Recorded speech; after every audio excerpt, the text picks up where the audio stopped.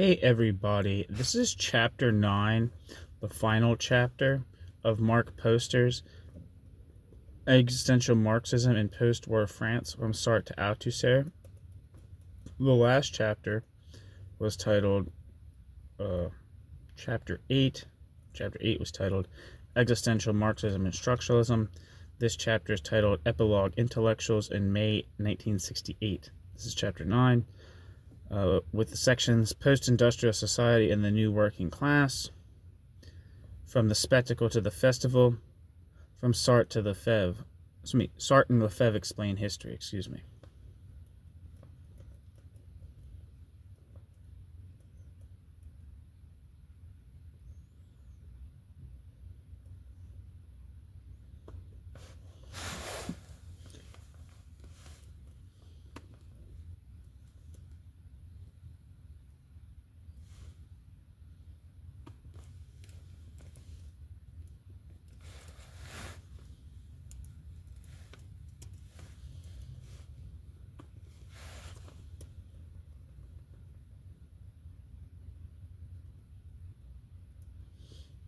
Sorry, it took me a second to get to it. Okay, Epilogue, Intellectuals in May 1968. Section 1, Post-Industrial Society and the New Working Class. In this chapter, the events of May-June 1968 will be analyzed from the perspective of existential Marxism as indicating the beginning of a new radicalism emerging, however indistinctly in opposition to advanced capitalism. We must first understand the social changes that form the context of May 1968, and on this basis the value of existential Marxism in analyzing the events can be estimated. By the 1950s and 1960s, it was clear that a new social world was in process of formation. Huge corporations, concentrating vast wealth, dominated an increasingly non-competitive economy. The state played a pivotal role in regulating numerous aspects of the economy. Firms began to organize consumption through the media, through style changes, and through built-in obsolescence. Scientific and technical accomplishments surpassed the sanguinary dreams of the prophets of progress. Trips to the moon, nuclear reactors, synthetic products, computers, knowledge about vital reproductive processes, even the disturbing growth of pollution, which was, after all, a sign of man's technical capacity to interrupt nature. Human environments shifted to new suburbs and new cities. The spread of leisure activities, film, sport, automobile, transformed the most common day-to-day experiences. Sexual mores drastically reduced puritanical prejudice. Sexual mores drastically reduced puritanical practices. Nothing seemed secure against these changes.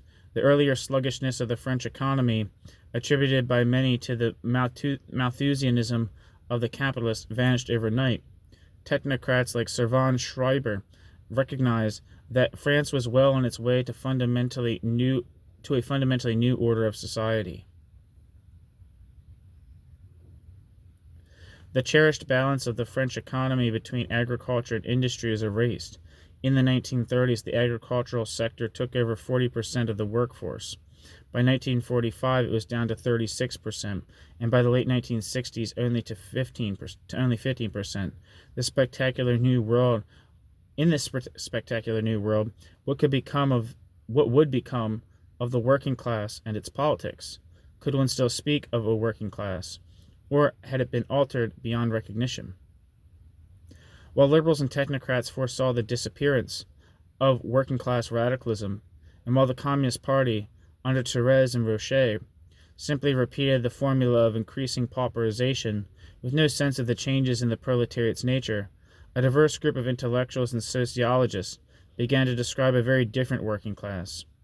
Working independently, Friedman, in the book Le Travail en Miettes of 1956, Terrain, L'évolution du travail ouvrier, Austin, Renan, 1952, Mallet, Les Paysans, Quand le passé, Belleville, Une nouvelle classe ouvrière, 1963, and Gortz, Strategy for Labor, 1964, dispelled the myth of a unified proletariat by studying the working class empirically and pointing up the differences in types of jobs, skills, and salaries. Thus, a far more shaded picture of the working class under advanced capitalism began to emerge.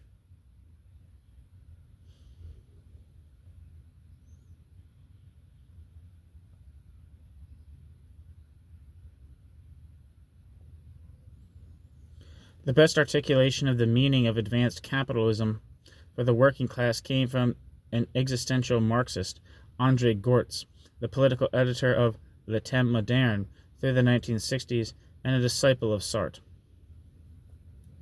Footnote: the affiliation of new working class theorists in existential Marxism is striking. In addition to the facts mentioned in the text, there are the following. Gortz was a disciple of Sartre. Their contact began with Sartre's interest in Gortz's novel Les Traites of 1957, for which he wrote the preface.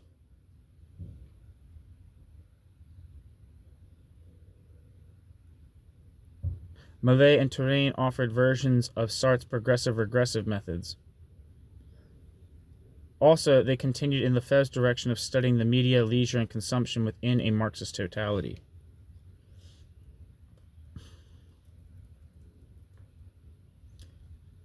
End footnote. Gortz's book, titled Strategy for Labor, which had a large impact on the New Left internationally, took its point of departure from the proletariat's material well-being. No longer at a subsistence level, the working class to Gortz could not be a revolutionary force if it were organized around the issue of poverty or exploitation. These quantitative criteria were not a threat to capitalism.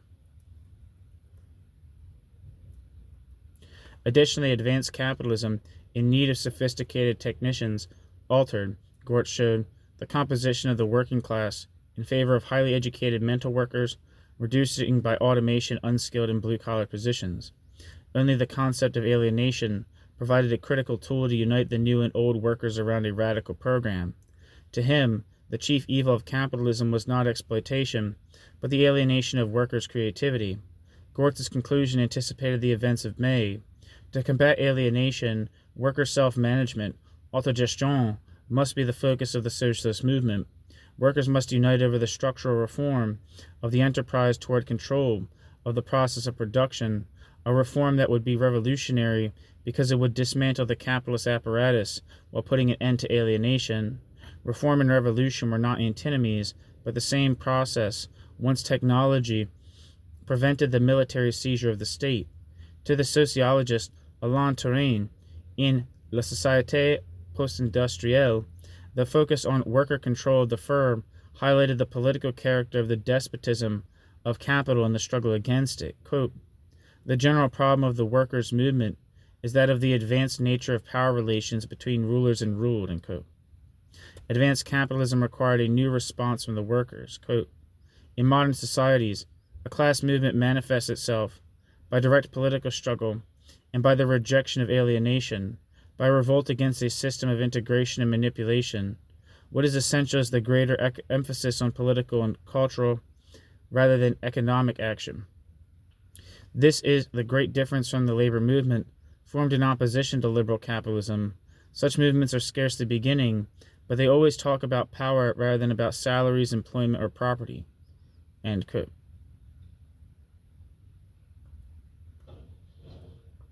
Touraine. To Gortz, affluent capitalism had prepared the ground for a new type of socialism, a quote, rich socialism that could be contested around qualitative issues of alienation and self-management, as opposed to quote, poor socialism of existing socialist societies which struggle for elemental material needs. In Gortz's demand for autogestion, there was a certain danger of cogestion, a quote, participatory system like the one presented by de Gaulle, in which private property would be left intact. Further, Gortzian strategy was dangerously Proudhonian or anarcho-syndicalist, minimizing the problem of state power and the question of politics in general during the process of structural reform.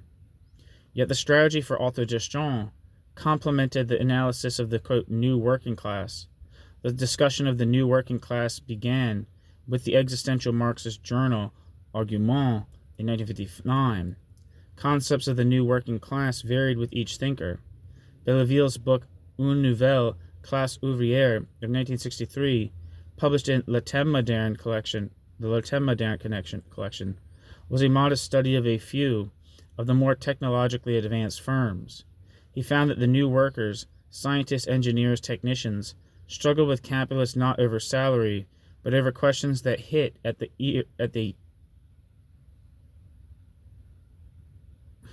heart of the control of the company. In a 1962 strike at Nairpik, the new workers protested management policy in which profit considerations were at odds with the social utility of the products. Belleville noted the absence of a proletarian mentality among the new workers, modestly asserting that they were only, quote, potentially a part of a new labor movement. Even so, the Communist Party's notion of pauperization was clearly seen to be obsolete and could not account for the new shape of the working class.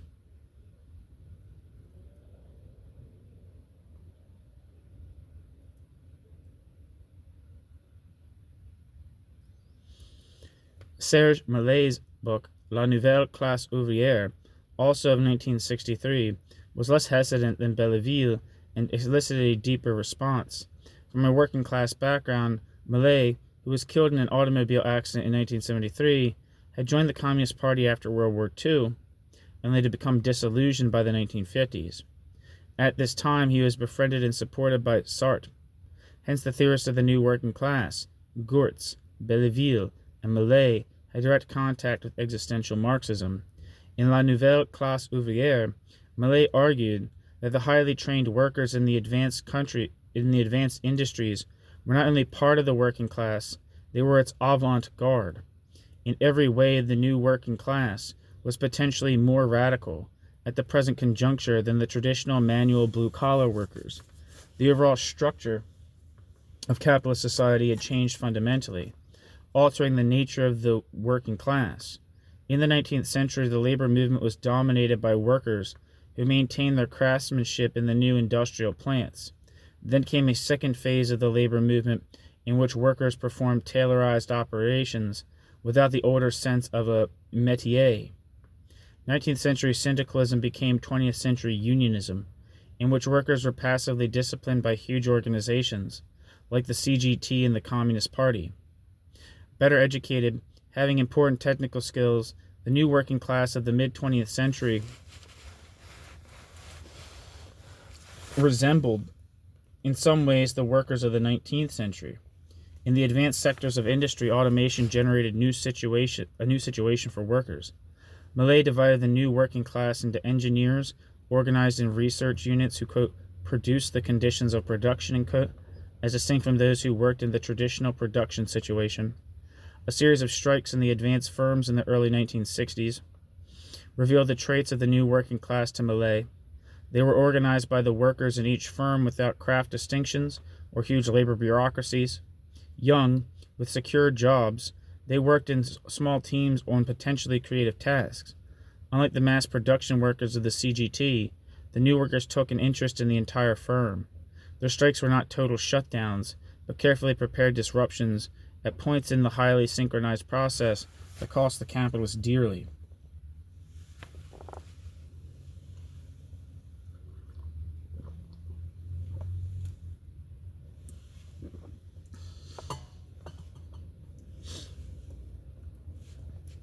Unlike the old working class, they would not be bought off with higher material benefits.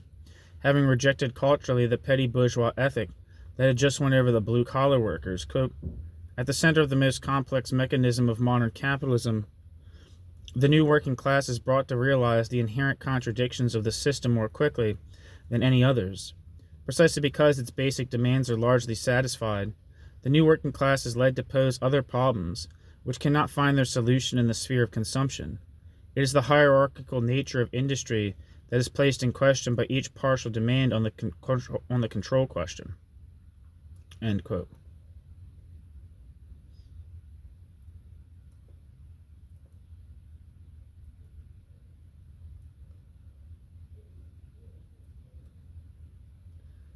Millet.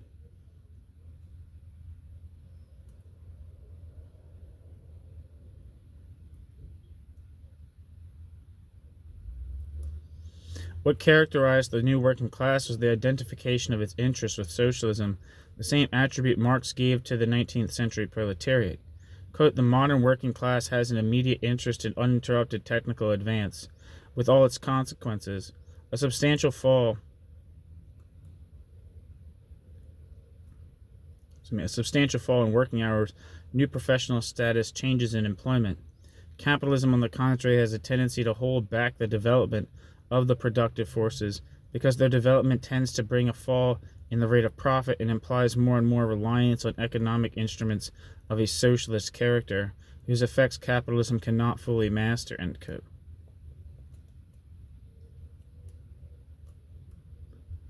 Serge Millet. At Caltex in the advanced petrochemical sector, it was the most skilled workers who led the struggle.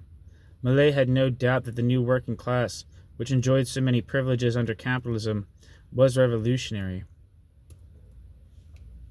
Gortz, Belleville, Terrain, and Millet all found that the organization of work among technicians and engineers required a degree of autonomy from the capitalists and a degree of conscious teamwork unknown to blue-collar workers. In the highly complex tasks of the new working class, creativity was mandatory. Quote, in scientific industries stimulated by automation, the work itself takes on a potentially or even actually creative character, and there is a latent conflict between the teams of scientific and technical workers, conscious of their abilities and eager to valorize their labor power, and the capitalist management of the firm, whose policy subordinates ... the valorization to criteria of short or long-run profitability.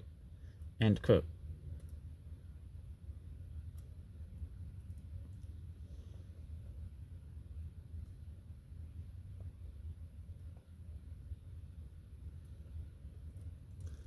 I believe that's Millet.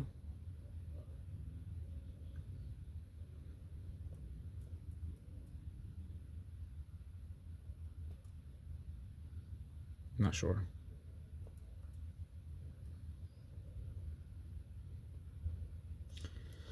To these social critics, the embryo of socialism was already in formation among the new working class. Gortz went on to show that this contradiction over the control of industry could not be localized in the economy, but spread throughout society. The student population became part of the new working class, since the experience of education led to an independence of mind. Gortz believed, which was inimical to the obedience demanded by tyrannical capitalism. Thus, the new working class called capitalism into question as a global social system. All four advocates of the new working class were united in their objections to the traditional leadership of the labor movement, to the Communist Party and the CGT.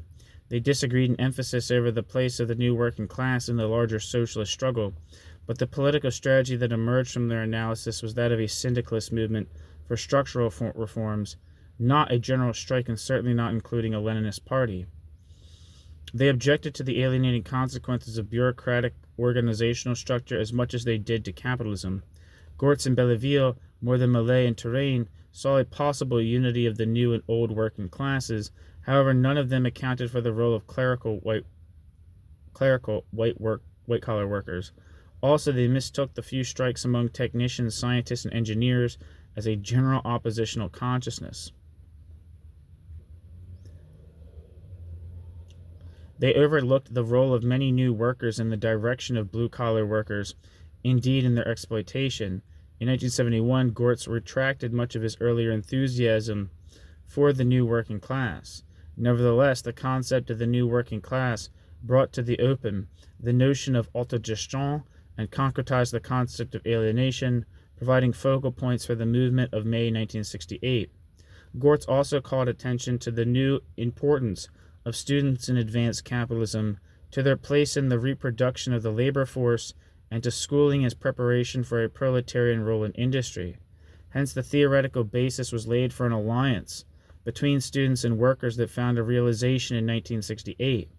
At the very least, it would have to be conceded that the laboring force, taken as a whole, was a new working class, that the primary focus of its struggles, if it would unite, would be self-management and alienation, and that the traditional leadership of the labor movement was inadequate in its theory and in its organizational structure.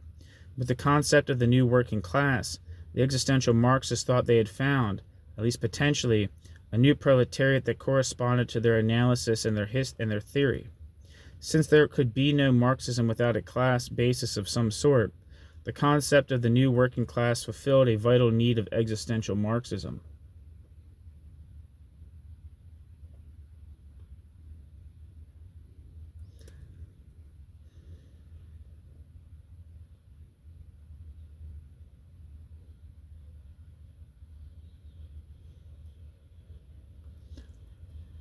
New section, From the Spectacle to the Festival. No one anticipated the events of May. Even with rising unemployment and low salaries for many workers, France in 1968 was a stable, prosperous, advanced industrial society. De Gaulle had ended the ministerial shuffle that so weakened the state during the Third and Fourth Republics. He had rescued France from its most troubling colonial question and raised her to the center of world diplomacy. Economically, the French miracle put the nation on the highway of the Third Industrial Revolution. With central economic planning, France appeared the very model of an emerging technocratic society. Yet this model society came perilously close to revolution in May-June 1968.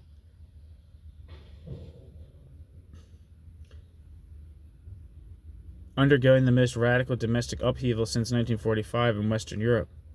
One of the traditional Marxist or liberal explanations, it seems to me, none of the traditional Marxist or liberal explanations, it seems to me, account for what happened.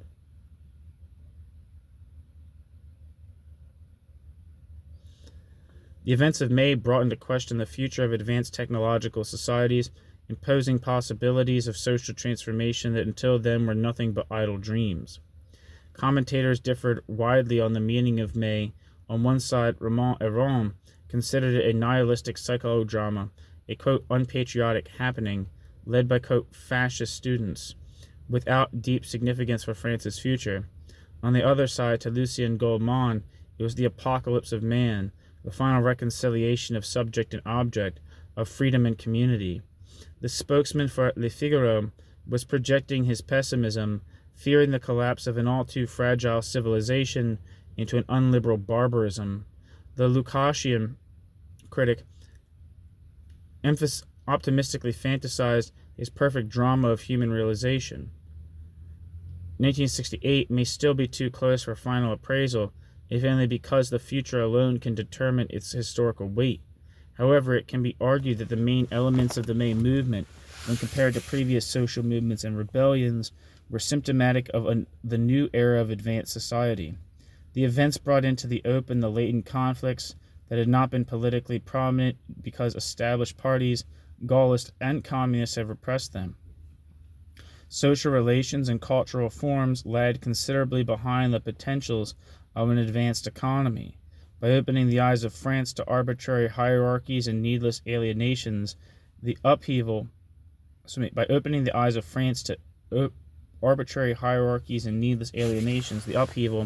from this perspective pulverized the notion of the end of ideology. In Terrain's words, quote, the May movement was a thunderbolt announcing the social struggle of the future. It dispelled the illusion that improvement in production and consumption resulted in a society in which tensions replaced conflicts, quarrels replaced disruptions,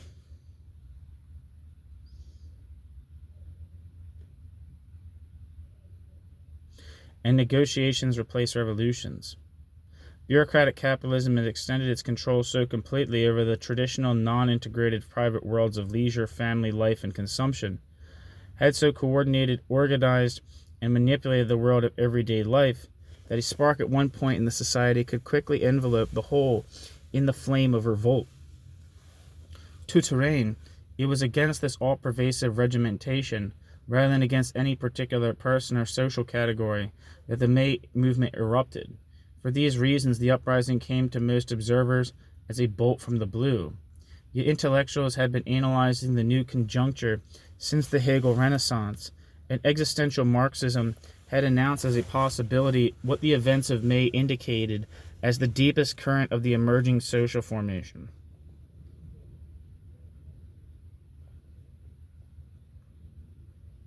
Granting the hazards of writing contemporary history, I'll argue that the abortive revolution of May becomes intelligible through the lenses of existential Marxism. The story of May-June 1968 is familiar. A handful of students led in an unconventional manner by Cohn-Bendit, a student of Henri Lefebvre at Nanterre, detonated a student uprising throughout France. This spread to the working class and brought French society to a complete halt. De Gaulle's government and the government of the working class, the Communist Party and the CGT, found themselves without effective control of their constituencies. Perhaps for the first time in the history of advanced industrial society, the routines of everyday life were totally upset by dissident groups. From Nanterre in March to the Sorbonne on May 3rd, to the Renault factory at Flins on May 16th, the rebellion spread quickly. What appeared at first as the pranks of children, the schoolboys' shahoot, soon became a general threat to established authority. After 10 days of street battles between students and police, with popular sympathies going to the students, the Sorbonne and the schools throughout France were relinquished to the students. Just as the authority of the state was overturned in academia, so the authority of the capitalists was brought down in the factories. 10 million workers went on strike, and they did so not by going home or picketing, but by taking control of their workplaces. France was without electricity and oil, without mail, telephones, garbage collection, banks and stores. Movie houses were closed. The production of commodities was stopped. Everywhere the smooth hum of the technocratic machine was silenced. There's a footnote that I missed. It was true that French higher education in particular was highly over-centralized and that the system suffered from a doubling of the student population in the 1960s. Yet the irrationalities of the educational structure, particular to France, cannot explain the events of May, since similar student strikes broke out at that time in many places like the United States where these dysfunctions did not apply. End footnote. Everywhere the smooth hum of the technocratic machine was silenced. Liberated from the deadening pressures of everyday routines, the French paused and then began talking and relating to each other in new ways that evidenced creative powers that had hitherto lain dormant. In the eyes of many, the monstrous spectacle of meaningless toil and passive consumption gave way to an exhilarating, joyous festival. We must examine the groups that participated in the Festival of May, their composition, their overall unity or disunity, the kind of organizations they generated, the consciousness, ideas, and programs they activated and expressed, and the tone of life in the schools, the streets, and the factories. The relation of the intellectuals to the events must be noted, but more significantly, we must apply the ability of their theories to illuminate what happened. From May 3rd to May 13th, the upheaval was limited to university and lycée students. Cohn-Bendit, quote, disorganized and unorganizable, end quote. And the March 22nd movement, followed by the Trotskyist groupuscle JCR, ignited the student protest. At Nanterre in March, Danny the Red, quote Danny the Red, expressed the suffocated desires of youth. He asked Michel Crozier, who was lecturing on the U.S., why he did not mention Vietnam. He asked a sports minister who had written on contemporary youth why his book contained no mention of sex. Here was the tactic from March 22nd. Compel the repressive institution to reveal its repressiveness. At the Sorbonne, on May 3rd, the anarchic group again confronted the authorities and they fell into the trap. The police were called onto the sacred grounds of the university to make arrests. Incredulous, the other students watched and they began to confront the police. The battle quickly escalated, and for over a week, barricades, tear gas, and striking clubs filled the streets of the Latin Quarter. With de Gaulle in Romania, Pompidou, faced with a whole of public opinion behind the students, called off the police. If the university revealed its connection with the repressive state by using the police, the Communist Party, the supposed instrument of revolution, revealed its conservatism. Humanité quickly denounced the students as, quote, adventurers.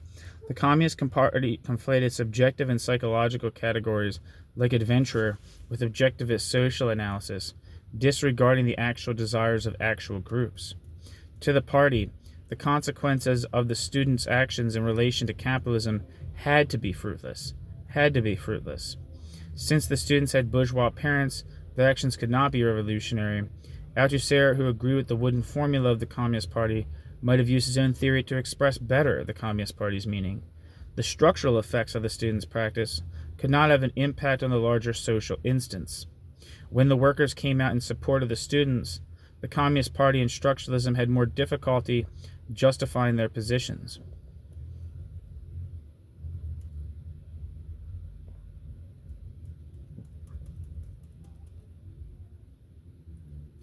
The exemplary action of March 22nd and JCR needed an organization form. Still without overall direction, the students organized themselves into action committees. The action committees of the May movement had much in common with the Soviets of 1917 and evoked the long history of workers' councils. Yet in the conjuncture of 1968, there were new elements.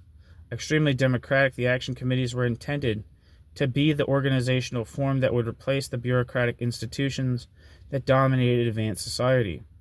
More than expedients of the revolution, they were the future society itself in embryonic form. Instead of presenting a coherent program for a new society, the action committees were already that society. It was the form of organization that counted, not a codified platform, since only from within liberated relations could thought and action become non-alienated and creative. The image of society presented by the action committees was one of continual free creation. In this context, new energies were discovered and the rebels had to be reminded to go to sleep. From many accounts, the action committees gave birth to a ludic mode of existence, anticipated by Argument. Quote, proletarian revolutions will be festivals, or they will not be, for the life they herald will itself be created in festivity. Play is the ultimate rationality of this festival. Living without boredom and enjoying without limitation are the only rules that will be recognized. End quote.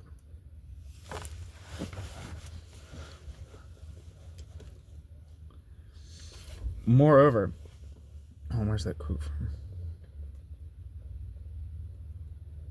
from? Poverty of student life.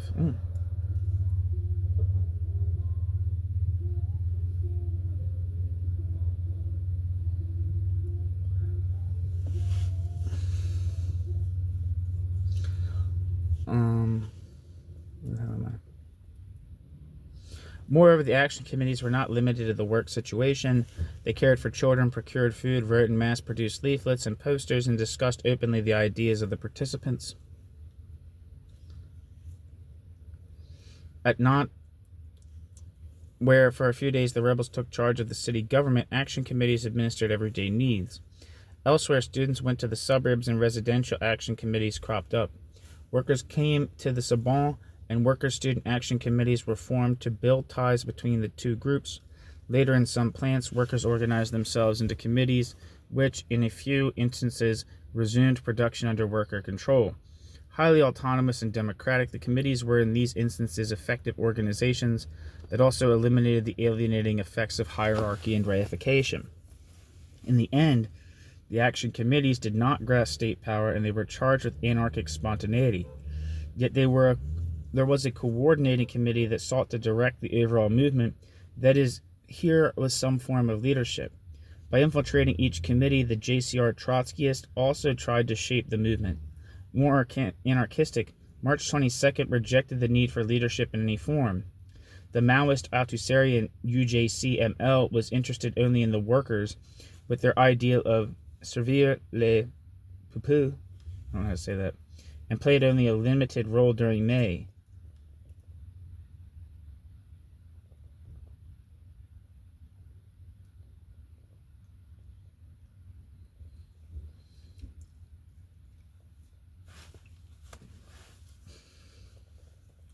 The sectarian Trotskyists of FER shunned the movement from the opening days. The National Student Union, UNEF, was an umbrella institution. Geismar's Teachers Union, SNE-SUP, never managed to provide leadership either. Hence, none of the groups behind the explosion were able to coalesce the movement into a national political vehicle, yet the action committees did achieve a non-Leninist form of organization, which was claimed to be appropriate to advance society.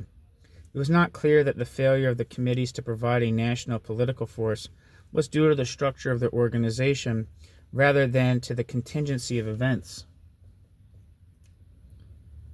On May 13th, the CGT called for a one-day nationwide strike to support the students. By doing so, the Union thought it could express sympathy with the protesters while controlling the workers, some of whom had joined the students at the barricades. Like the Communist Party, the CGT was unmasked as a conservative organ, unwilling to struggle for the workers' control of the factory. Throughout May and June, it did all in its power to prevent students and workers from mixing, and to steer the workers toward traditional demands that would not challenge the authority of capitalism in the firm. The CGT and the Communist Party viewed the upheaval as a Gaullist plot, intended to split the workers from their, quote, vanguard organizations, but their, quote, by their, quote, irresponsibility, the students had engendered a situation that supposedly worked to the benefit of capitalism. For the communists, there was no revolutionary situation in May, and the petty bourgeois students were only fomenting a useless civil war. Its image of May was, quote, one of the most powerful, perhaps the most powerful movement for material benefit, end quote, ever witnessed in France. In this way, the Communist Party and CGT reduced the qualitative revolutionary demands of May to quantitative, co-optable proportions. On May 14th, the workers at Sud Aviation stopped work against orders from the CGT. Their action spread quickly, and in a few days, the wildcat strike counted 10 million workers, practically the entire workforce of a nation of 50 million. Like the students, the workers did not unanimously support the radical demand of autogestion or reject the benefits of consumerism. Still, in several respects, this general strike manifested the new conjuncture. First, it was sparked by the students, and many workers saw the students as victims of hierarchical alienating institutions like themselves. Second, it was primarily young workers who led the strike, those who were not yet well integrated either into capitalist structures or into the CGT. Their protest, like that of the students, was as much against the traditional leadership of the workers' movement as it was against capitalism. Third, the workers rejected the CGT's notion of its interest, presenting new demands that reflected the tensions of advanced capitalism.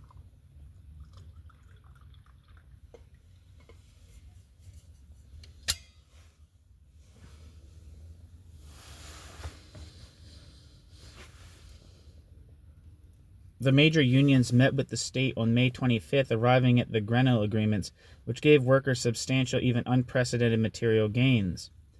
When Seguy, S-E with an accent, G-U-Y, the leader of the CGT, presented the package to the workers at Renan, he was met with a resolute no. To his complete bewilderment, the workers in large majority would not go back to work. It is not possible to conclude that the workers were now so well paid that they disregarded material benefits.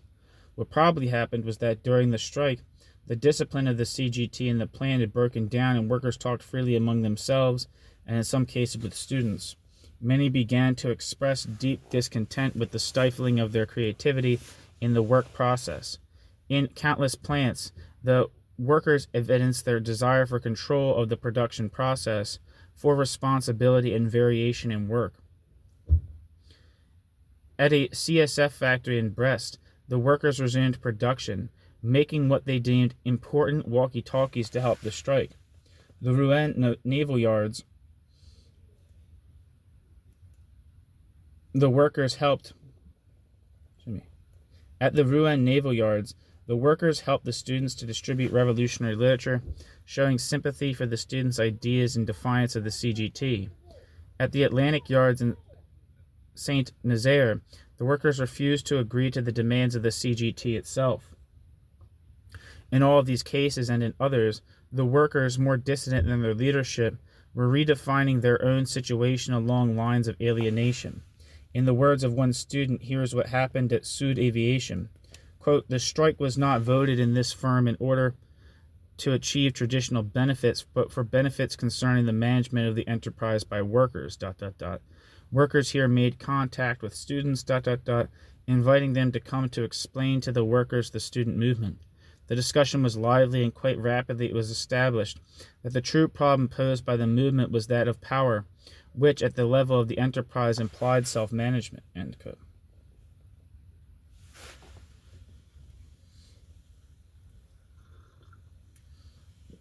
Although the workers in mass did not embrace the students in mass, the partial contacts and understandings that did take place were evidence of a new radical alliance. The fourth new aspect of the general strike was the composition of the participants. Not only were young workers breaking with the CGT, but with the, quote, Col Blanc, the technical intellectual workers, played a substantial role in the strike. As Terrain pointed out, quote, one of the most significant aspects of the May movement is that it demonstrated that sensibility to the new themes of social conflict was not most pronounced in the most highly organized sectors of the working class. Quote, let me repeat that, I spaced out. As Terrain pointed out, quote, one of the significant aspects of the May movement is that it demonstrated that sensibility to the new themes of social conflict was not most pronounced in the most highly organized sectors of the working class. The railroad workers, dockers, and miners were not the ones who most clearly grasped its most radical objectives. The most radical and creative movements appeared in the economically advanced groups, the research agencies, the technicians with skills but no authority, and of course in the university community. End quote. Terrain. In many plants where the CGT was weak, workers disregarded their status differences and joined together in the strike and the discussions. In some advanced firms, the quote, cadres, middle management, joined the strike. Physicists and unskilled laborers recognized their common oppression. In the strikes of the Campagne de Télégraphie Sans Fil of Brest, the Compagnie Générale d'Électricité, and the Commission de l'Énergie Atomique, the technical intellectuals were crucial. In the sectors where blue-collar workers were in the minority, like the ORTF, the government-controlled radio and TV stations, workers presented demands for self-management. What all this means is that Marx's vision in the Grundrisse of the incorporation of technical intellectual work into the factory had already occurred, and that the workers' movement, when freed of the unionism of the CGT, reflected current conditions.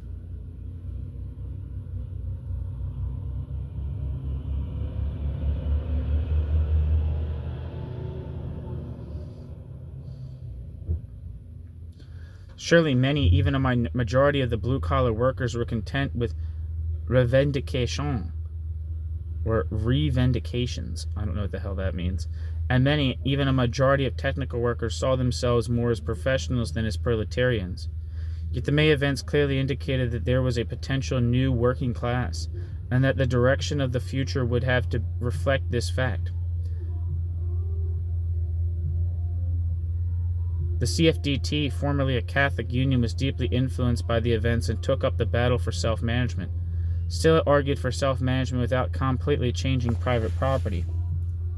Completely challenging private property.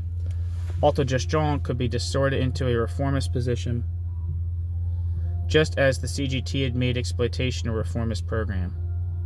One does not have to be an anarchist to argue that France came very close to a revolution in May. On the 24th of May, de Gaulle went on television to save the situation with a program of quote, participation in all institutions. But what followed was a night of riots and protests. The situation had only become more tense.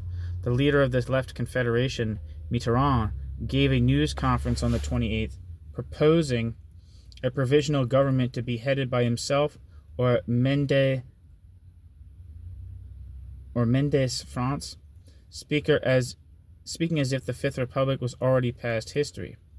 The day before, a huge rally was held at Charlotte Stadium with Mendes France present, where victory seemed at hand, but, forebodingly, no one seemed to know what to do with the favorable circumstances. On the 29th, Cohn-Bendit, who had been expelled from France, surreptitiously returned. With this apparent power vacuum, de Gaulle unsettling his staunchest supporters could not be located. Had the old man decided to retire? In 1830, Charles X, had done so in less dangerous circumstances. In fact, de Gaulle had gone to Germany to assess the loyalty of his troops, an indication of how far the situation had progressed. What is more, General Massu could not guarantee that the soldiers would fire on the workers. To solidify the army's support, De Gaulle seemed to have made a deal whereby, in return for support, the rebel leaders of the Algerian crisis, Salan and the rest, would be released from prison. In mid-June, they were in fact freed. At this point, near the end of May, revolution, civil war, or a coup d'etat seemed certain.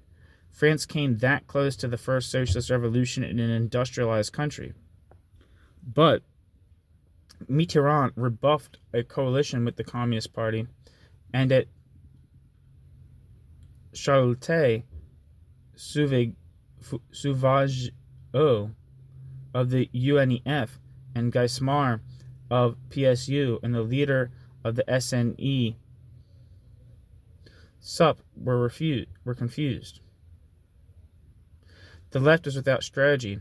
Hence, de Gaulle, after contemplating retirement, came back on television and with a mere gesture was able to restore the situation. Just as the composition and forms of the groups that participated in the May Festival were new, so too are the ideas, the consciousness, and the principles for reorganizing society. One caveat, even for a relatively limited event like that of May-June 1968, it is not possible to know the concepts and aspirations of every group, much less every individual. Studies have been made and continue to be made by sociologists, but the historian's task is still formidable.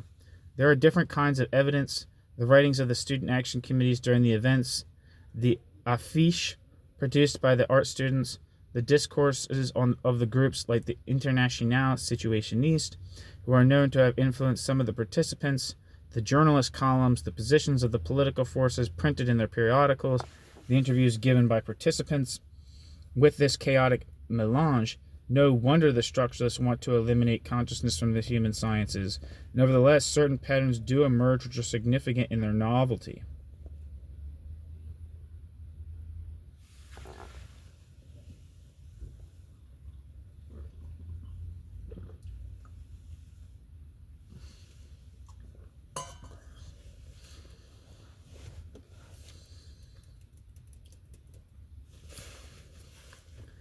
It is clear that the intellectual vanguard of the students thought of students as apprentices of advanced capitalism, not as petty bourgeois destined for command of society.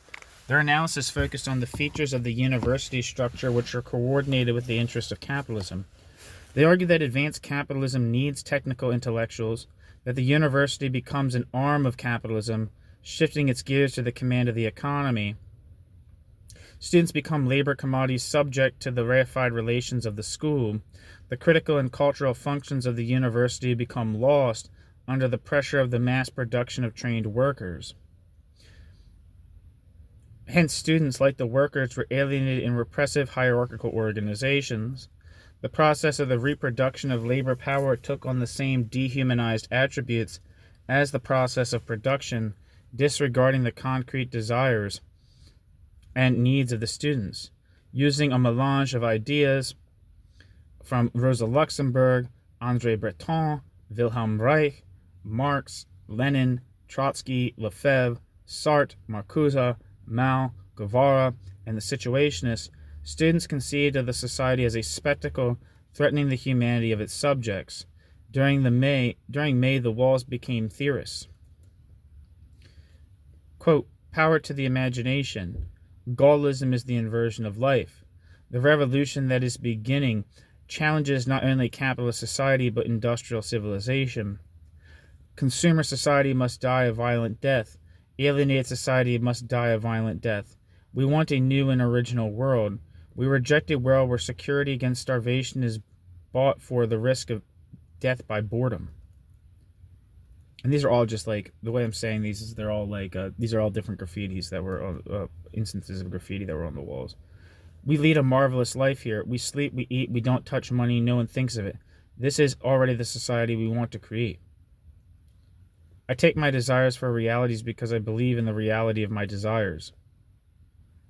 It is forbidden to forbid. Humanity will not be free until the last bureaucrat is strangled with the guts of the last capitalist. Action must not be a reaction but a creation. Don't change employers, change the employment of life. Cautions imposed on pleasure excite the pleasure of living without caution. A cop lives in each of us, we must kill him. The revolution must cease to be an order revolution must cease to be in order to exist, and never work. This marvelous graffiti expressed the rebels' intentions to change both structures and culture, object and subject, society and individual in relation to contemporary alienations, not to 19th century formulas. The utopian call for immediate total transformation had the same shock value as the tactic of contestation. What was written on the walls was existential Marxism. In the past, the visible opposition to Gaullist capitalism came from the Communist Party, which comprehended France in 1968, much as it did in 1936 at the time of the Popular Front. In the imperialist stage of capitalism, the argument ran, monopolies replaced competition, transforming the state into, quote, fascism.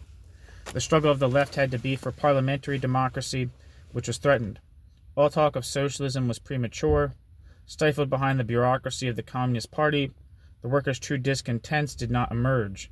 Against the, quote, filthy Stalinists, end quote, and that quote's from Cohn-Bendit, the May movement aspired to a qualitative change in social organization, a cultural as well as economic and political revolution. Although the students rejected the authority of the older intellectuals, their basic concepts were prefigured by the existential Marxists. In the words of Cohn-Bendit, quote, some people have tried to force Marcuse on us as a mentor. That is a joke. None of us have read Marcuse. Some read Marx, of course, perhaps Bakunin, and of the moderns, Althusser, Mao, Guevara, Lefebvre. Nearly all the militants of the March 22nd movement have read Sartre, but no writer could be regarded as the inspiration of the movement. End quote. Cohn-Bendit. Nevertheless, there are some direct intellectual affiliations that must be noted. One group whose ideas were found in the affiche was the Situationists, who were located at the Faculté des Lettres of Strasbourg. I already shown the role of Lefebvre, who taught there in the mid-1960s, in their intellectual development. The Situationists created a mini-May in 1968, disrupting the university and publishing a very popular pamphlet, The Poverty of Student Life, or in French it's De les Misères et Milieux Étudiants. That's my best guess at how to pronounce that. Which were an application of the theory of the argument group to student life. In 1968, the Paris Situationists set up the first action committee at the Sorbonne. Socialisme Barbarie also had an influence on the events of May. Cohn-Bendit had attended meetings of study group that included Claude Lefort, and in general at Nanterre, Socialisme Barbarie had been widely read before 1968. Most of the positions in Cohn-Bendit's book, Obsolete Communism, can be traced back to Socialisme Barbarie. And this is something that, just a side note, this is something that I think, I can't remember exactly what piece I was reading it from. I think it was Stephen Hastings King, or someone from the Socialisme Barbarie said, like, literally, like, it was almost like verbatim copies of things from Socialisme Barbarie, like straight up plagiarism. Not in the heavy-handed moralistic sense, but of like plagiarism, but it's like, yeah, it was definitely like directly withdrawn from that. Anyway, moreover, at Nanterre, the faculty had introduced the concepts of existential Marxism. Lefebvre taught sociology there. Also, the philosophy department was dominated by phenomenologists and existentialists, Ricoeur, Dufresne, Levinas, and was staunchly anti-structuralist. In sum, however, we cannot say that existential Marxism was thoroughly assimilated by the students, nor can we say that they acted in its name. The documentation of the ideas of May suggests a main emphasis on openness and fluidity of relationships and consciousness, aiming toward the flowering of desire and active creativity, a combination of Sartre's concept of freedom and Lefebvre's notion of unalienated festivity best captures the vision of the students. Completely absent from the ideas of May were traditional liberal notions of the individual as atomic, freedom over society, society as an objective other, emotion as in contradiction to reason. Reified ideologies and institutions would be avoided for the students by the reciprocity of, quote, shared experience. Certainly the students did not carefully articulate these notions. Discourse itself was an evil to them, but the standpoint from which their arguments or epigraphs emerged was that of existential Marxism. Its notion of free choice, of one's destiny and collective action, was called Autogestion by the students and was their central demand. And this Autogestion, he's not talked about it at all, but Castoriadis and I don't even know if Castoriadis is known as who was writing Socialisimo Barbari. I don't remember at this point. I mean, he mentioned Claude Lefort, so he knew knew some of the people involved, but that was one of the big things that Socialisimo Barbari put out by Castoriadis was on the positive content of socialism, which is 3 big fat essays about socialism, which characterized socialism not as democratic socialism, but as direct democratic socialism. So this the thought of I haven't really seen that word too much in here at all of direct democracy, but that definitely is something that would be a part of the concept of autogestion. Anyway, perhaps the quotation they took from Nietzsche best expressed their state of mind. Quote, "One must have chaos in one's soul to give birth to a dancing star," end quote. In Sartrean terms, one must live freedom authentically to avoid bad faith.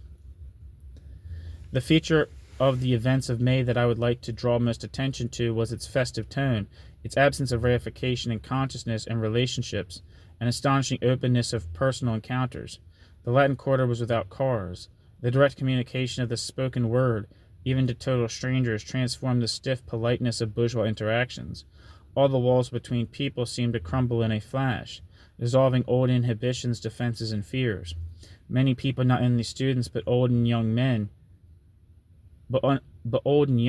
men and women, intellectuals and workers, the specialized and the unskilled, spoke simply about what shape the world should take, what should they do and be, what life should be like. There was thus a metaphysical quality to the talk. It seemed possible that reality could be changed. Quote, "The social pyramid had melted like a sugar loaf in the May sunshine. People talked to each other. They understood one another at once. There were no more intellectuals, no more workers, only revolutionaries discussing everywhere, generalizing a communication from which only, quote, proletarianist, end quote, intellectuals or other would-be organizers felt excluded. In this context, the word, quote, comrade, for its true meaning once again, it really marked the end of all separation between people," end quote. R. Viennet, in the piece titled Enrage et Situationniste dans le mouvement de occupation, which I think is in English, which I think is Enrage and Situationists in the occupation movement.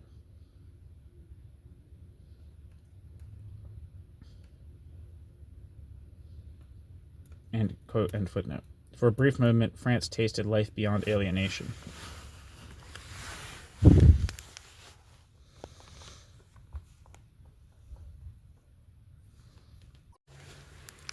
New section, section 3.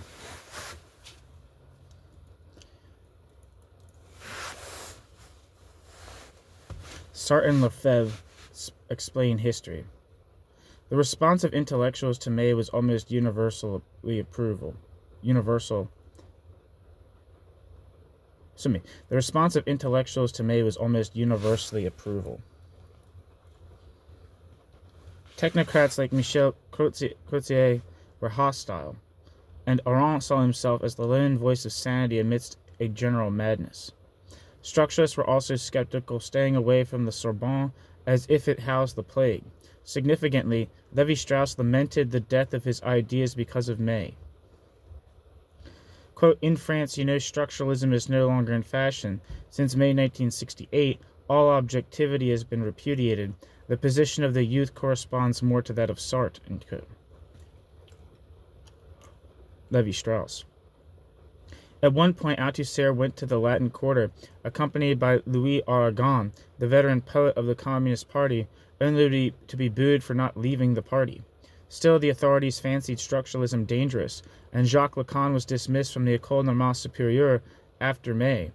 Overall, structuralists maintained silence during May, giving the students and workers no support. In Althusser's case, this was baffling, since one of the groups, the UJCML, was led by his followers. Within the existential Marxist camp, the Argument group fully supported the upheaval. They were nevertheless spurned as revisionists precisely by those groups, the Situationists, who borrowed heavily from them. Edgar Morin was jeered. Henri Lefebvre was threatened physically. and Axelos was insulted with bags of excrement at his door. Sartre, upon offering his services to the liberated Sorbonne, fared a little better, and yet Mascolo and Lapassade from Argument participated in the Writers and Artists Action Committee. In the last analysis, the relation of existential Marxism to Le Joli Mais is determined by its capacity to make the events intelligible.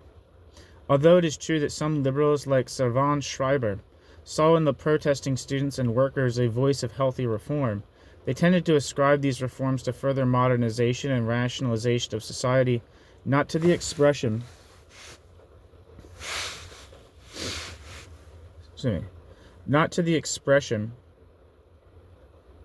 of a qualitatively new set of possibilities.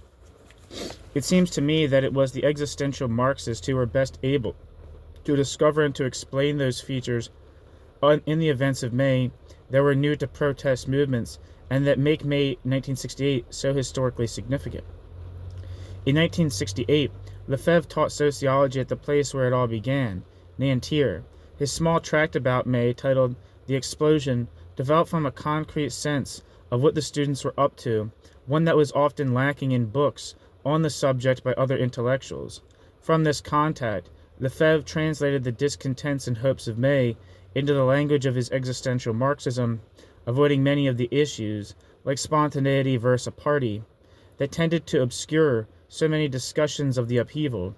He trod a careful course between the antinomies that caught the attention of others. May represented to him the kind of new protest that made sense only in relation to the new stage of capitalist society. It was not a matter of workers versus students, of the old or new proletariat, of generational or Oedipal conflict.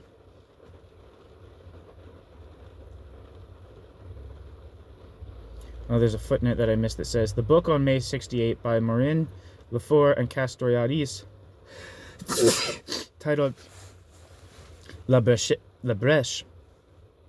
published in 1968, demonstrates the same strengths as Lefebvre and Sartre, but I do not have the space for a full discussion of it. End footnote. With the increasing concentration of decision-making power in a tiny technocratic elite, the vast majority of the population in all sectors experienced a sense of ennui and alienation, of pointless activities and empty theories. With the conquest of scarcity, Lefebvre saw the entire population being subjected to the deadening pressure of consumerism. The action of the students symbolically expressed what others felt, hence the rapidity with which the strike spread and the universality of support. The politics of spontaneous confrontation was the only means of avoiding the establishment's enormous powers of co-optation. Self-management, the universal cry, was directed not at special spaces of experience, but at everyday life itself. Politics and culture were fused as the students challenged all reified forms of experience. Learning based on distant authoritarian contacts between teachers and students, art segregated from life, work in which planning and thought were divorced from active production.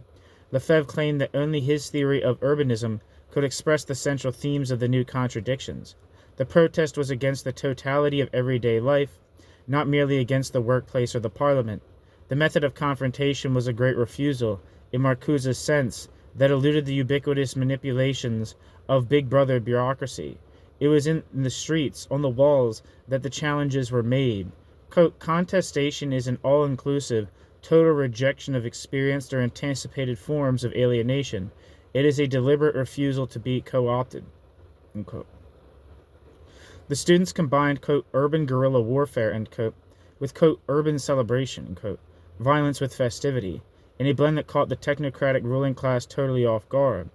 To traditional Marxists, Lefebvre's analysis was weak, just where the May movement was weak. It had no strategy for the future, no leadership, no coherent revolutionary organization. The reply of the existential Marxist indicated the difficulty of the problem. Anything with system, with fixed leadership, with coherent strategy, inevitably fell into the hands of the bureaucracy, became reified, and contradicted the very nature of the initial project of socialism. A deeper sense of the situation in advanced societies was emerging. It was not so much that rational planning was prescribed in a romantic flourish, but that theory and action had to be integrated into immediate creativity of politics. Everything had to be subordinated to the union of desire and action in the self-managed group if the struggle was to be pointed against reification and alienation. For Lefebvre, a, quote, new praxis of urbanism emerged in May, in which the term, quote, political is restored to its oldest meaning, the theoretical and practical knowledge of the social life in the community, end quote. Only movements that began from this point spoke truly to the context of advanced society, because advanced technology made this unity, for the first time in human history, a practical possibility. The May events did not profoundly change Lefebvre's thought or action, if only because he was perhaps one of the few to foresee them. More than Lefebvre, it was Sartre who was jolted from his intellectual slumber by the festival, even though his critique of dialectical reason, in some uncanny way, practically wrote the scenario for much of what was to occur. Very quickly, Sartre leaped to the support of the students. On May 8th, Le Monde carried a declaration signed by Sartre, de Beauvoir, and others, calling on workers and intellectuals to join the students. 2 days later, a manifesto appeared in Le Monde, signed by Sartre, Gortz, Lefebvre, Lacan, and others, characterizing the movement as an effort to escape a, quote, alienated order of society, not simply a project of university reform. Existential Marxists saw May in a world historical perspective, not as a French phenomenon. On the 12th of May, Radio Luxembourg carried an interview with Sartre, who favored the student tactic of contestation and street fighting. On May 20th, La Nouvelle Observateur printed an interview between Sartre and Cohn-Bendit, in which the intellectual with graceful self-effacement took the role of the interviewer, allowing Danny to speak his mind freely. In addition to public statements in the media, Sartre was a constant visitor of the, quote, liberated zone in the Latin Quarter. On May 20th, he spoke at the Sorbonne and applauded the students', quote, new conception of society based on full democracy, a marriage between socialism and freedom, end quote. Sartre. Socialism and freedom. The program Sartre had fought for since the days of the resistance had won the day. In the interviews that he gave during and after the events, Sartre was struck by the students' spontaneous awareness of the unity of theory and action. Their demands for university reform, which Raymond Aron viewed as pure barbarism, were completely backed by Sartre. Student power to participate in choosing faculty, the one demand most difficult for the older generation to appreciate, made eminent sense to Sartre. The existential Marxists agreed with the students that the university embodied a sterile concept of learning in which the authority of the teacher could not be challenged. True learning to him demanded a constant challenge, an active criticism that should be open to all members of the society, not just to a tiny elite. Sartre asserted that the students were expressing the demands of a new working class for self-management in every aspect of life. More important than Sartre's sympathetic comprehension of the events of May was the ability of existential Marxism, especially in the critique of dialectical reason, to make this social experience intelligible. In 2 interviews in 1969, Sartre was asked to explain how the critique of dialectical reason anticipated the May explosion. He spoke of the war in Vietnam as an origin of May, since it vastly expanded the, quote, field of the possible, end quote. If a tiny peasant society could resist America, advanced society was vulnerable. In fact, the lesson of May for Sartre was that revolution in advanced society could now be regarded as a possibility. In terms of the critique of dialectical reason, the project of revolution required the moment of the subjective grasping of its possibility. The critique of dialectical reason also made clear the relation of the student-worker movement to the established oppositional institutions. The Communist Party and the CGT were bureaucracies that serialized the workers, opposing the group infusion and making militant action possible. The traditional left had lost the power of the negative, since it aped the inertia of the ruling class in its structure. The difference between the group infusion and the series lay behind the Communist Party's conservatism during May. To Sartre, the May movement lacked the leadership of a party that would not stifle the creative freedom of its members and still be able to direct the revolution. May was a cultural revolution without a political revolution, and hence it had to fail. Nevertheless, It presented advanced society with its true negation for the first time. The struggle against alienation and for self-management confronted technological society with its limitations and contradictions.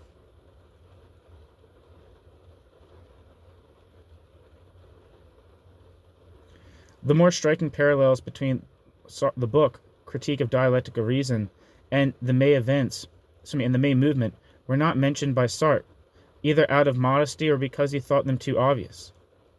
His understanding of the emergence of negativity in the social field, the formation of fused groups amid seriality, captured remarkably what happened in May, as in his description of 1789, the sudden comprehension by the students, and later by the workers, of mutuality through external threat was the spring of action during May. The university was an excellent example of Sartre's concept of the practico inert. Students were indeed serialized by an institution that appeared as an alien other. The university confronted the students, not as a field for them to refashion, but as a totally fixed set of relations whose origin and meaning were obscured by the fragmentation of knowledge into compartmentalized disciplines and by the contemplative nature of the knowledge that was imparted. Here is a perfect illustration of a detotalized totality. Furthermore, there is a strict separation between teacher and student, bifurcating the praxis of learning. Also, relations between students resembled Sartre's concept of the series, with competition for grades creating a scarcity that had to be interiorized by the students and that compelled them to regard one another as interchangeable, depersonalized enemies. A similar analysis could be rendered of the workers' conditions. On May 3rd, as the students watched their companions being loaded into police wagons, they saw in the other their own situation. Mutual recognition led to the formation of groups and fusion, breaking the atomized seriality of the structure of everyday life. A Sartrean account of the origin of May compares favorably with those of other groups. Gaullist and official Marxists invoked a weak conspiracy theory, blaming everything on a handful of troublemakers from outside France, to which the students and workers, 30,000 strong, chanted, quote, "We're all German Jews, and we are all small groups," end quote. With somewhat more pertinence, many liberals attributed everything to the obsolescence of the university. Others used psychoanalysis, with its theory of students acting out Oedipal tensions, to diminish the proportions of the May events. On the other hand, Sartre's theory seems to allow the events to be grasped more concretely. It would be possible to trace in detail how the students and workers retotalized the practical field in the new situation, without resorting to determinism, reductionism, or irrationalism. What Sartre had not accounted for in the Critique of Dialectical Reason was the ability of exemplary action to stimulate the latent violence of ruling institutions and to provoke the external threat. This is the genius of Cohn-Bendit and the March 22nd movement. In other words, a revolution could be sparked by the oppressed themselves and did not require an unintended cataclysm, like a depression or an aggressive action by the ruling class, like Louis XVI surrounding Paris with his troops. The weight of the practico inert, in tension with the transcending freedom of collective action, was condition enough for revolution. Sartre's dialectic of individual and group, thought and action, freedom and necessity were all exemplified in May. During the uprising, the individual, by himself, did not contemplate revolution and then act on it.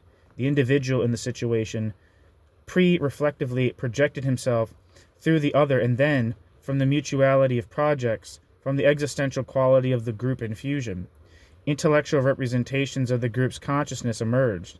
Freedom was not a product of individual thought or even of individual action. It required the structure of the group infusion as its condition of existence. Suddenly each student totalized his own field, expanding this totalization to include all the oppressions of the university structure, and later after May 13th, all of the oppressions of the larger society. Similarly, the workers, serialized on one side by capitalism and on the other by the CGT and the Communist Party, saw themselves in the students' action on the barricades. How many times had they battled the police? Were not the demands of the students for autogestion applicable to their own condition? In many cases, the first step of negation was followed by the second step of group formation. Out of the barricades came the action committees. In the Critique of Dialectical Reason, The group infusion led to the organization, the oath, the terror, and finally to reserialization in institutions. The dialectic of group infusion followed a slightly different pattern during May. They began to divide their labor and become organizations. The action committees were democratic organizations that preserved the creative praxis of the group infusion. But oaths were not taken, even symbolically, and terror did not enter the organizations. During the festival, the protesters did not perceive the denial of their actions in the freedom of their comrades. This is important. The absence of terror could be used to explain the failure of the May movement, since terror worked to stiffen the self-defense of the revolution and to direct it politically toward the final overthrow. On the other hand, the absence of terror within the action committees could be explained through the profundity of the new consciousness and new relations germinating there. The crucial fact was that the action committees did not turn to the enemy as Sartre thought they must. They did not become obsessed with the threat of the old authority, as had Robespierre and the long, tragic history of revolutions. In large part, the students had avoided terrorism. Therefore, they did not carry out witch hunts in their own camp in search of the omnipresent infiltrating enemy. Perhaps the event did not last long enough, yet one can speculate that what made it possible for the action committees to avoid the terror was the fullness with which they actualized the new relations of reciprocity. The students and workers in the specific cases mentioned above escaped the circular return to serialization by living the new society in the groups they had established. The revolt against the series and the emergence of creative action were not two distinct phases of May, but moments in the same dialectical process. Hence the rebels discounted, no doubt unrealistically, the threats of de Gaulle and the capitalists. The May movement chose to negate authority and to build new structures at the same time. The commentators who bemoaned the rebels' utopian demand for immediate revolution tended to miss the point of what they had done.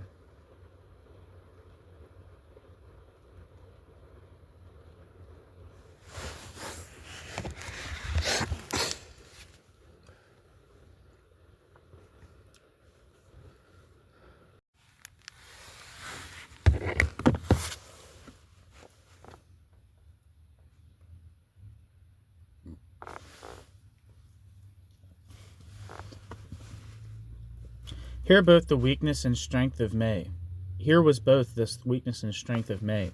It was able to define itself against the enemy without having the enemy define its own structures. Sartre argued that the enemy's seriality would necessarily be introduced by the revolutionaries as they struggled against it. The events of May suggest that the circularity of the Sartrean dialectic could be broken down by the preservation of the group infusion. The closer that means and ends were united, the less the rebels were subject to reserialization. It is not at all clear that the failure of May could be attributed to its refusal to divorce means and ends and push for instrumental action against the state. It might rather be argued that it had no chance of total success in any case, and that many of the rebels knew this since they chanted, quote, "This is only the beginning," end quote. From an existential Marxist perspective, the May events were successful in showing the possibility of non-atomistic social relations, and in showing that these relations were not the direct consequence of overthrowing property, but a new intersubjective praxis. The lesson of May was that social transformation in advanced society must concentrate on the immediate creation of new relations of reciprocity, rather than concentrate on overthrowing the enemy. The lesson of May was that social transformation in advanced society must concentrate on the immediate creation of new relations of reciprocity, rather than concentrate on overthrowing the enemy. Exemplary action embodying the new principles must be combined with negative unmasking of established oppressions.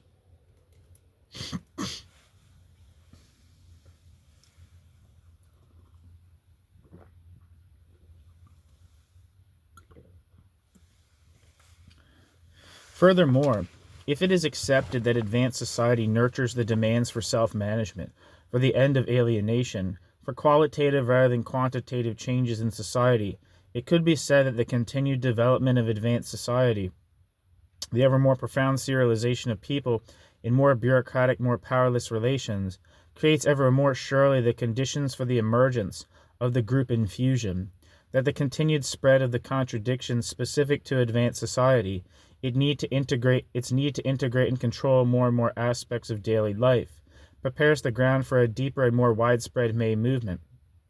It seems clear that the proletarianization of the old middle class, the technicians and the white-collar workers in service industries, prepared these groups to be able to identify their own situations with those of students and blue-collar workers. By the same token, the weaknesses of May called for a new kind of politics that could centralize the impulses of the action committees. In fact, the left coalition formed after May 1965, including socialists and communists, took up the program for worker self-management, a demand that the Communist Party traditionally opposed. Still, it is not clear that this coalition would promote the full implications of the May events should it gain an electoral victory. At the very least, it seems that the transformation of advanced capitalism into socialism will have little in common with the transformation of feudal agricultural societies into industrial societies, whether on the model of the Jacobins or the Bolsheviks. To the extent that a new theory is needed for this unprecedented process, existential Marxism seems appropriate. The May events forced Sartre to re-examine the question of the relation of the intellectual to the movement, once more his life was in question. Should he now resume his position as gadfly of the Communist Party? Was it possible for the intellectual to regard himself as a man of theory who preserved the interests of pure criticism against those of politics and action? Sartre's action after 1968 manifested another change in his attitude. Sartre began to act. In the street, Sartre distributed a Maoist newspaper when the regime had banned it. He was placing his body, not merely in his mind, on the line. In 1970, an interviewer pressed Sartre on the apparent changes May 1968 had stimulated in his life. Hesitantly, he agreed with the interviewer that the abstruse writing, like his new book on Flaubert, needed to be supplemented by writing that was readable by the masses. Further, the intellectual had to lend himself to political action to an extent that he had previously avoided. Selling prohibited newspapers in the street was contestation. By 1971, Sartre accepted what was in France the Maoist model of cultural revolution without terror, the Maoist model of a counter-revolution without terror, thereby rescinding the circularity of the social dialectic in the critique of dialectical reason. It was possible to forget the Communist Party and develop a different sense of party leadership. At least Sartre was freed from his ambiguous reliance on the party. Giving up the Communist Party in turn changed the situation for the intellectual. Quote, then, May 1968 happened, and I understood that what the young were putting into question was not just capitalism, imperialism, the system, etc., but those of us who pretended to be against all that as well. We can say that from 1940 to 1968 I was a left-wing intellectual, and from 1968 on I became an intellectual leftist. The difference is one of action, end quote, Sartre. Sartre claimed that he was coming closer to Gramsci's model of an organic intellectual who is closely connected to the revolutionary class. The implications of the book being in nothingness were now fully brought home to him. To avoid bad faith, action had to supplement thought, unifying the project To avoid bad faith, action had to supplement thought, unifying the project even of the intellectual. The risk of ideas was false, without the risk of the body. Unity of theory and practice still eluded Sartre, for his position contained numerous difficulties and contradictions. Virtually a cultural institution in France, Sartre could not carry out contestation without having it become a spectacle, as his newspaper hawking certainly was. More deeply, I sense a certain inability in him to develop a politics that both follows from his theory and is personally satisfying to him. For what, after all, were Sartre's politics in the 1960s? There were the strident appeals for violent action in the Third World, especially in the preface to Fanon's Wretched of the Earth. Then, after 1968, there was the call for intellectuals to put down their books and go to the workers. Servir les peuples. I don't know how to say that. Servir les peuples. These are, of course, possible projects, yet Sartre continued to pour out thousands of pages on Flaubert that, valuable as they are, few proletarians would ever read. The point here is that his politics do not fully confront the experiences of advanced capitalism in France. Instead, they seem to flee from relevant theoretical and practical work, from the challenges posed by the new conjuncture, as if impelled by a guilty conscience. Sartre still seems to struggle against his own best talents. In wanting to save himself from the characteristic bad faith of the intellectual, hiding behind one's knowledge, he moved to bad faith at a second level, that of the ultra-revolutionary. None of this is meant to diminish the great significance of his thought, which I have argued goes far toward conceptualizing the path of liberating social change. And that's the end of the book. Thank you so much for listening.